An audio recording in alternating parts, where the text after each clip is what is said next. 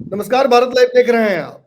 बिहार में 1800 करोड़ का निर्माणाधीन पुल, अगवानी पुल, जो भागलपुर को जोड़ने वाला था बिहार के अन्य इलाकों से, वो फिर से धराशायी हो गया है। मैं फिर से इसलिए बोल रहा हूं क्योंकि 1 साल पहले ये पुल, इसका एक बड़ा हिस्सा गिरा था, जिसकी वजह से एक विवाद हुआ था कि क्या सरकार, बिहार सरकार, जो जनता का गाढ़ी कमाई है, जो पैसा आता है, उसे दुरुपयोग कर देती है।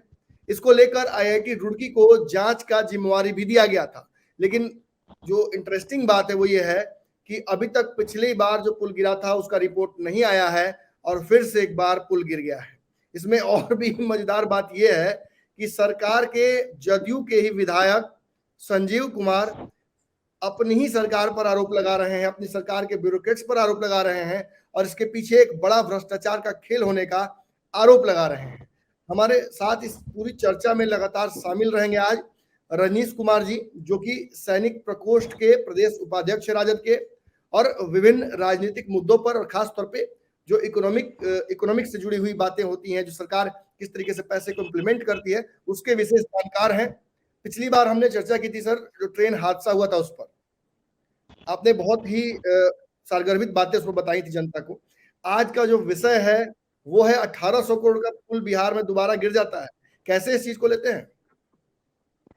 ये बहुत ही अनफॉर्चुनेट है और मैं एक लाइन में कहना चाहता हूं, इसमें मैं दरभंगा में था, एक एक आदमी बोल रहा है और जनता का परसेप्शन इंपॉर्टेंट होता है कि यह जो हो रहा है यह मैन मेड है और इसमें जो लोग इन्वॉल्व हैं उन लोगों ने मोटा माल बनाया है जी। स्ट्रेट एलिगेशन है। इस कंपनी के थ्रू 1800 करोड़ रुपया बहुत होता है। सरकार बिहार सरकार दिल्ली की सरकार से रिक्वेस्ट करती है स्पेशल स्टेटस के लिए और ये 1700-1800 करोड़ रुपया ऐसे चला जाता है।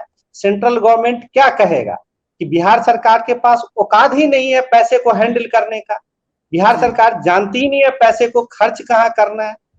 आपको कोई पैसा देगा और 1800 करोड़ रुपया ऐसे पुल में गिरा देंगे और दिल्ली की सरकार या देश की जनता या स्टेट की जनता फुलिश नहीं है। हम लोग किसी लेवल पे इसको डिफेंड नहीं कर सकते हैं।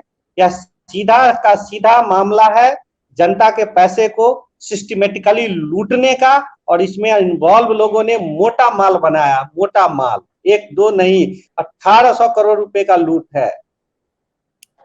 रजनीश जी, ये पिछली बार पुल जब गिरा था उस वक्त भाजपा और नीतीश कुमार साथ में थे।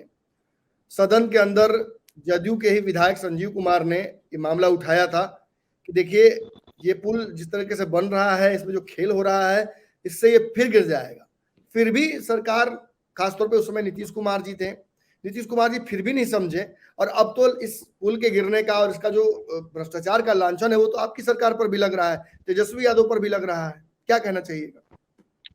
तेजस्वी जी पे लांछन जो आपका एलिगेशन लगने का कोई बात ही नहीं है ना आरजेडी का है। यह totally brain child and this bridge पुल brain child and born child BJP JDU government के समय का है। इन्हीं लोगों ने बनाया है, इन्हीं लोगों ने इंप्लीमेंट किया है।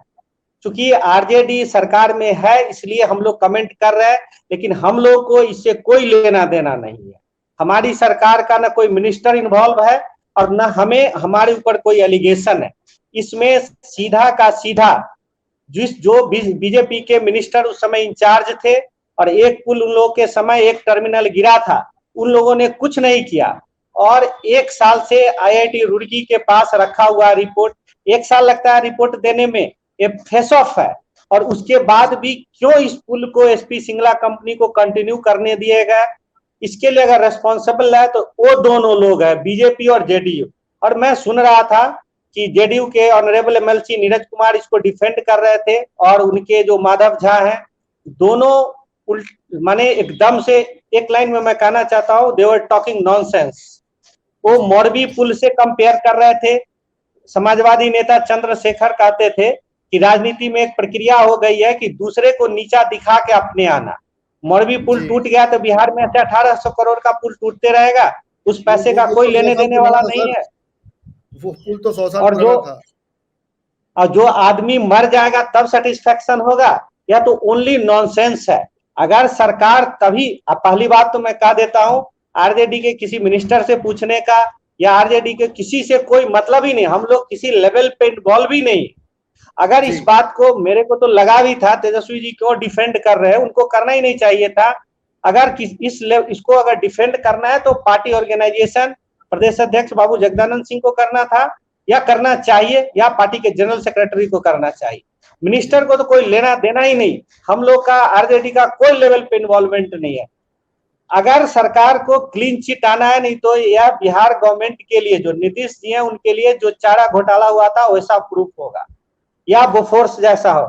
सरकार को अगर क्लीन आना है तो सीधा क्रिमिनल केस फाइल करे पुल निगम के मैनेजिंग डायरेक्टर पे, नीरज सक्सेना है, और वो साफ साफ बताए कौन कौन। हेलो जी, आज आपाधापी में सरकार ने तेजस्वी यादव ने जो कंसेंट लिया इस पूरे मामले का, तो आज सरकार ने कई लोगों पर और जो कंपनी है उस पर भी प्राथमिकी दर्ज कराई है।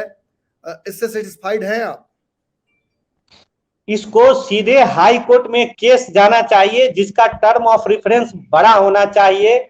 मैं एक स्टोरी आपको 1 मिनट के लिए सुना देता हूँ।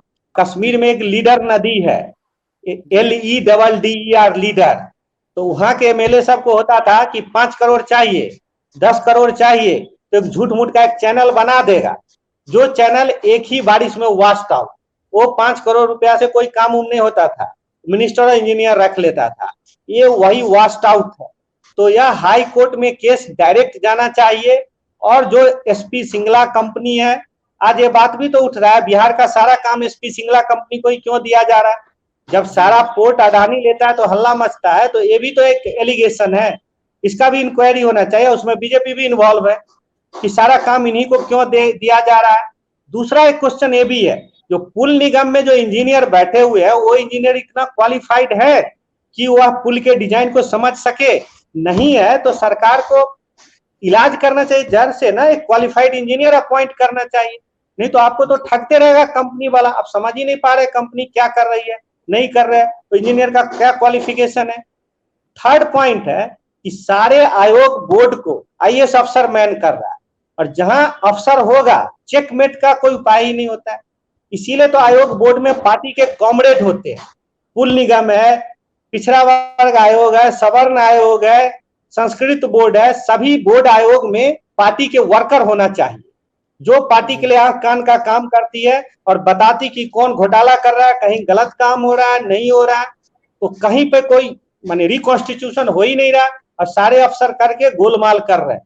आप भी जानते होंगे कि अफसर कैसे झूठ मूठ का कहानी सुनाते हैं। बना ही नहीं है, 2016 के बाद से बोर्ड और निगम तो बना ही नहीं है, इसलिए सब फेल्योर हो रहा है। वहां अगर हमारे पॉलिटिकल कॉमरेड होंगे तो इन अफसरों को डर लगेगा। ये जो एक तरफ, ये तो पूरा का पूरा अफसर, इंजीनियर और एक कंपनी ने मिलकर घोटाला कर दिया।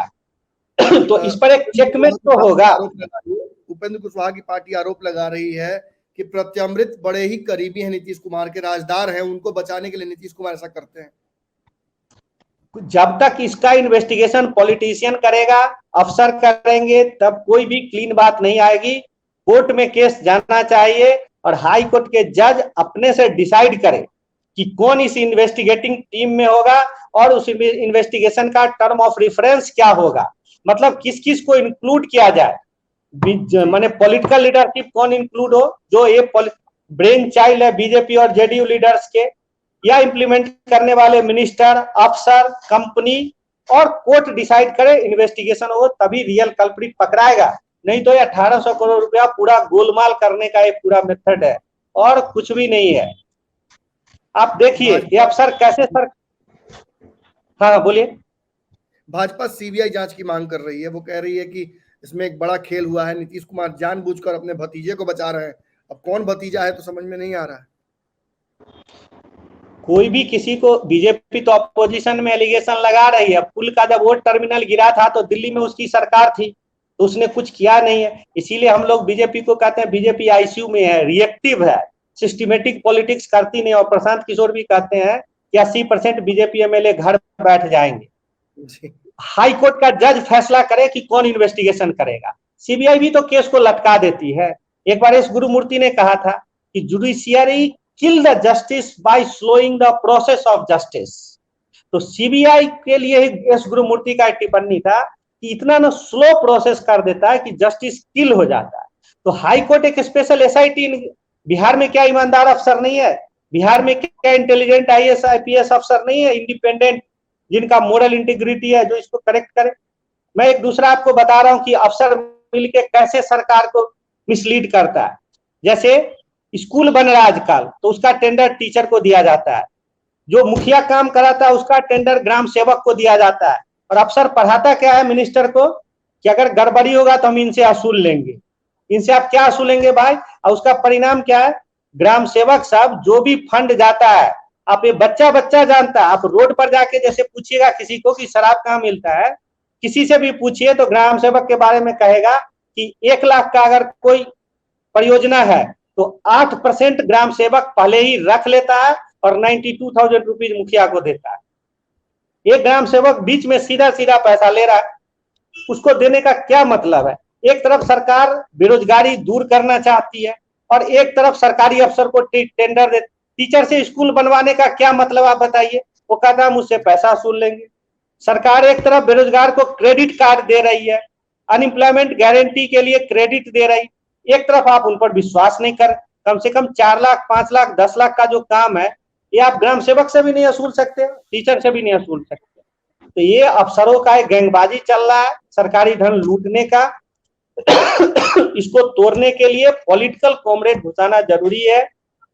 बोर्ड आयोग इस सब जगह पॉलिटिकल लोग आए और इन पर नजर रखें। रजनीश जी, पुल की राजनीति तो चलती रहेगी, ये तो गिरता रहेगा, बनता रहेगा। जनता का पैसा है तो इसका हाकिम तो कोई एक हो नहीं सकता है, हर 5 साल में बदल जाना है नया हाकिम। एक और बड़ा सवाल है, आप ही की पार्टी से है, आपकी पार्टी के बड़े नेता हैं, भावी बिहार के मुख्यमंत्री हैं। जब जब कन्हैया कुमार की बात आती है, कन्हैया कुमार जब भी किसी मंच पर रहते हैं, तेजस्वी यादव उस मंच से नाराज हो जाते हैं। कई कयास लगते हैं कि तेजस्वी यादव कन्हैया कुमार के छवि से डरते हैं, वो नहीं चाहते हैं कि उनके साथ बैठे। एक युवा हैं इसलिए भी डर हो सकता है, पढ़े लिखे हैं इसलिए भी डर हो सकता है, एक बड़ी पार्टी के रिप्रेजेंटेटिव है इसलिए भी डर हो सकता है। क्या मामला है, आप ही बता दीजिए। देखिए, आप जो 3 क्वालिफिकेशन बताए कन्हैया कुमार का, युवा होना कोई क्वालिफिकेशन नहीं होता है। बिहार में ऐसे लाखों युवा घूम रहे हैं, असम में बैठ के चौक पे बकबक करते रहते हैं। दूसरा क्वालिफिकेशन आप बोले पढ़ा लिखा है। आप कन्हैया कुमार का बेसिक एनेक्डोट देखिए, मैट्रिक में क्या डिवीजन है, 11th 12th में क्या है, बीए कॉरेस्पोंडेंस पास है। वो ऐसा पढ़ाई बिहार में हम लोग थे बीए बैल। और तीसरा आप बताए कि बड़ा नेता है। सबसे बड़ा जो प्रॉब्लम है हम लोग के मन में शुरू से है कि कन्हैया जो राष्ट्रवाद है, राष्ट्रवाद को लेकर के आरजेडी ने कन्हैया कुमार से हमेशा दूरी रखा है। वह बंदा कश्मीर केस में चार्ज सीटेड है और दिल्ली की अदालत ने कॉग्नाइजेंस ले रखा है। जो अफजल ने दिल्ली पार्लियामेंट पे अटैक किया, उसकी बरसी मनाई जा रही थी और इसमें वो लोग इन्वॉल्व थे अब्दुल खालिद के साथ, और जिसमें 14 लोगों पर चार्जशीट है, जिसमें कम्युनिस्ट पार्टी के डी राजा उनकी लड़की का भी नाम है। तो इतने लोग हैं। तो जब तक नहीं हुए हैं, आरोप तो साबित नहीं हुए हैं, आपके ही गठबंधन के नेता है, तो उसके साथ मंच साझा करने में दिक्कत क्या है?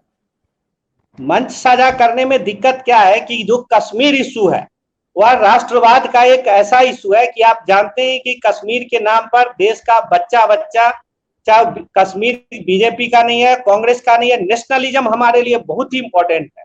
और इस बंदे की नेशनलिज्म अंडर डाउट है, क्योंकि साबित हो चाहे नहीं हो, वो जो अफजल का जो चल रहा था बरसी, उसमें वो बंदा था कि नहीं था।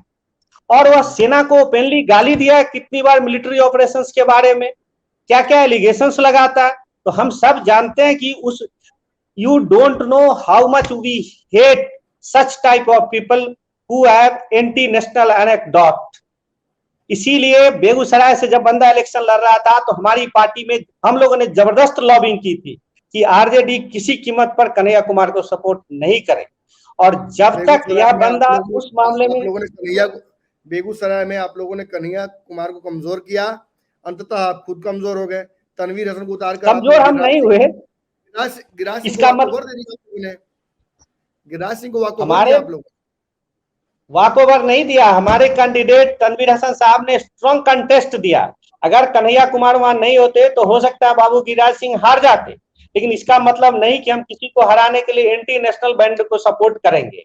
और आप कन्हैया कुमार का अभी देख लीजिए, किसी भी मामला में कोई कंस्ट्रक्टिव पॉलिटिक्स नहीं। आफ्टर ज्वाइनिंग कांग्रेस वह टीचर रिक्रूटमेंट के लिए क्या बोल रहा है बंदा, एजुकेशन अपलिफ्टमेंट के लिए क्या बोल रहा है, लोगों के एम्प्लॉयमेंट के लिए क्या प्लान ला रहा है।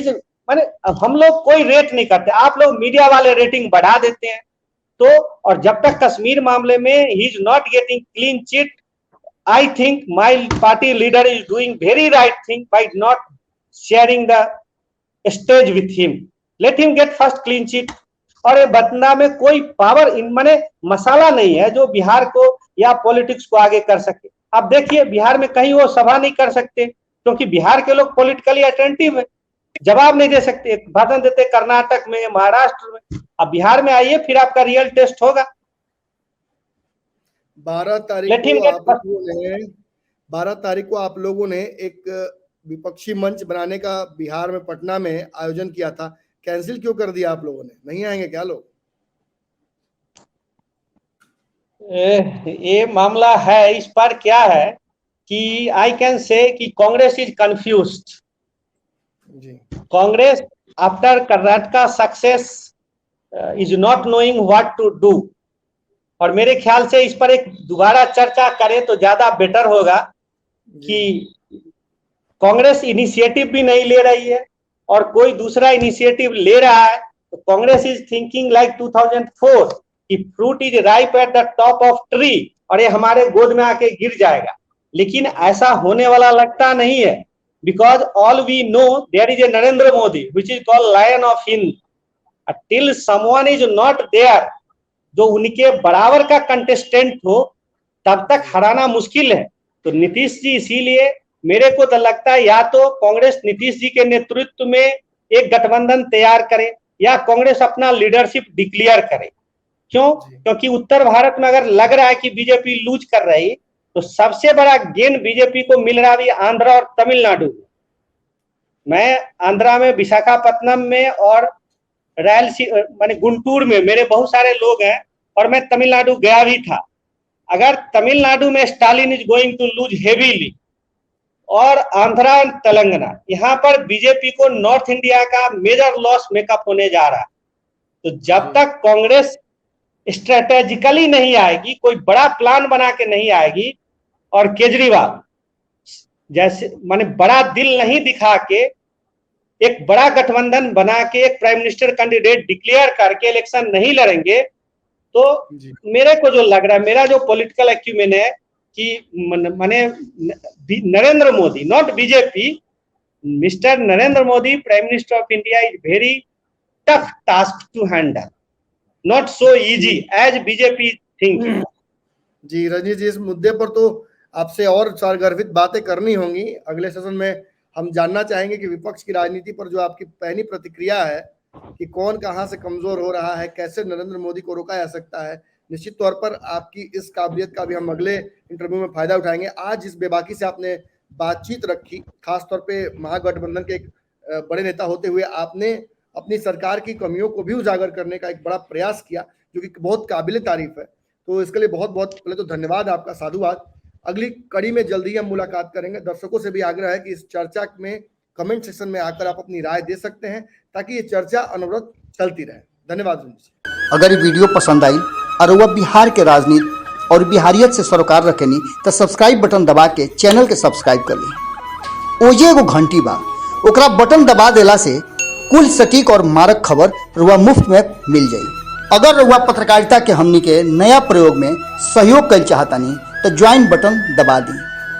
पेटीएम नंबर नोट कर ली 9386816700। धन्यवाद।